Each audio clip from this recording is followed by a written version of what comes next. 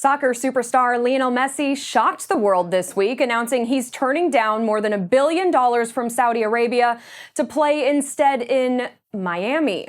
The reigning World Cup champion will bring his GOAT skills to struggling MLS team Inter Miami, owned by none other than David Beckham. To talk about the big score and the deets behind the deal, I'm joined by sports economist Victor Matheson. He's a professor of economics at the College of the Holy Cross in Massachusetts.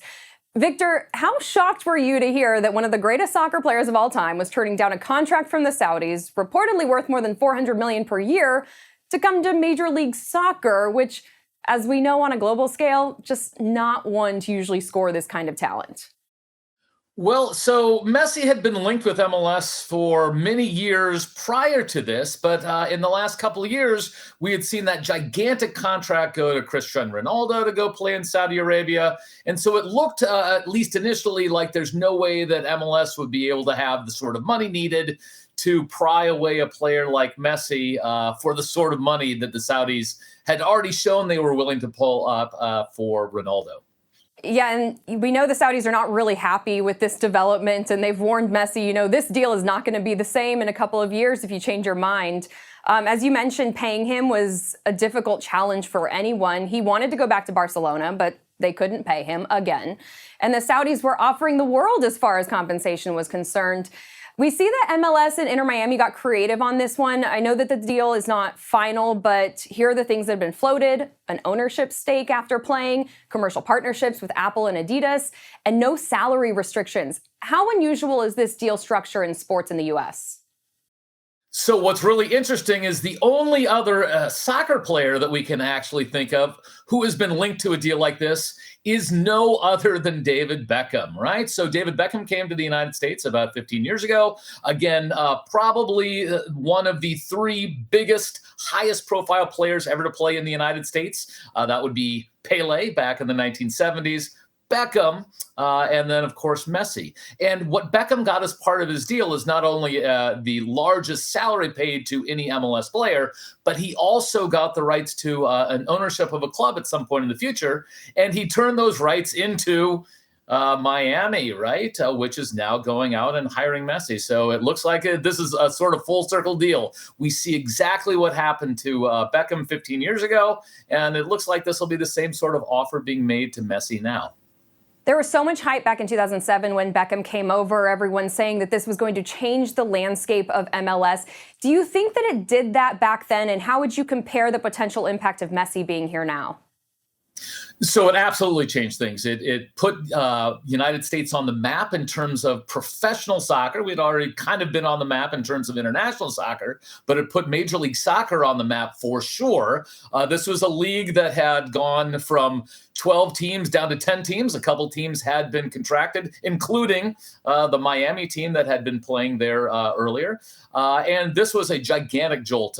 He attracted gigantic crowds all across the United States. It was an actual player that non-soccer fans could identify playing in the United States. And what we saw from basically the moment that Beckham came, we saw a whole slew of new investors coming into the league. We've gone from a league of 10 teams when Beckham came into the league to a league with over 25 teams. So he's been there's almost no underestimating how big an impact Beckham had. Now, in terms of Messi, he's coming into a league that's already extremely well established. I don't think he has to be the same sort of ambassador for the sport that Pele was back in the 1970s with the old NASL, or that Beckham was for the early days of MLS. I think he'll just be an extremely popular player who crowds are going to turn out for sure. Miami has already talked about installing as many new seats as they can in their temporary stadium before moving to a new stadium here. And, it'll be a gigantic boost for the individual team. It's not clear that MLS needs that same shot in the arm that it did back when Beckham came. Yeah, to your point, as far as the teams are concerned, MLS is going to be the fastest major league sport in the U.S. to grow to 30 teams. They're going to do it in under 3 decades, and the next closest was the NBA, which took twice as long to get to 30 teams. So you're right, Messi is really going into an avenue that has already been seeing tremendous growth. I'm curious more about this commercial aspect of his deal.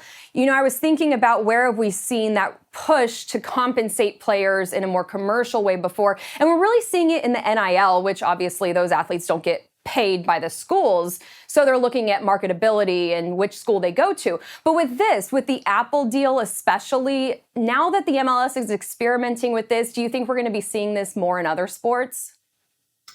We certainly could, although, again, most other sports have deeper pockets than MLS, and you can pay, for example, a LeBron James, or you can pay a Patrick Mahomes directly out of revenues being generated by the sport rather than having to come up with some sort of fancy financing to afford a player of Messi's stature. I also suspect that these sort of, again, NIL deals, but this isn't an NIL deal, this is just a flat-out sponsorship deal, is the sort of thing that attracted Messi to the United States instead of Saudi Arabia. He did take the risk of going to Saudi Arabia and tarnishing his brand, which is undeniably the best brand in modern soccer.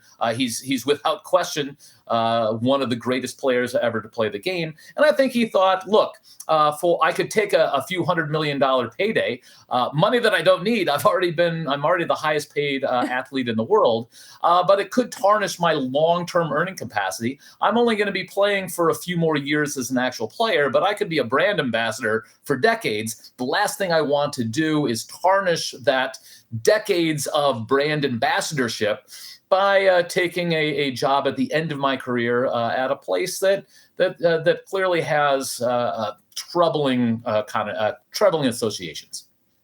Yeah, Victor, that's such a good point. It's obviously not the path that Cristiano Ronaldo made, and he used to be one of the, biggest players out there as far as endorsements went. But there is a question about when you go to Saudi Arabia to play for them, what are you compromising? What kind of blow do you think this does deliver to the Saudis? Well, I think we see a case here where, money doesn't necessarily buy everything. And we're looking at kind of that full package with Messi saying, do I need to associate with the Saudis in order to get what's going to be the best deal for me? On the other hand, we've seen exactly the opposite thing with golf, right? Where we have a potential merger coming between Live Golf, again, sponsored by the Saudis, and the PGA. I think a lot of the golf professionals that stayed in PGA didn't want that association either. But at least based on preliminary talks of merger here, sometimes it's just too hard to resist that huge amount of money that's coming in from the Middle East. Same thing with FIFA, again, placing their World Cup in Qatar last year. Yeah, mixed bag for Saudi Arabia this week when it comes to their efforts to really grow in sports. Sports economist Victor Matheson, professor of economics at College of the Holy Cross in Massachusetts. Really appreciate your insight today. Thank you. Well, thank you for having me. Thanks for watching. In this time of media mistrust, Straight Arrow News is on a mission to bring you unbiased, fact-based reporting. So to make sure you get journalism that you trust, like and subscribe to Straight Arrow News below. It goes a long way in telling YouTube we're the kind of news that you want to see more of. And for all of our content, go to straightarrownews.com.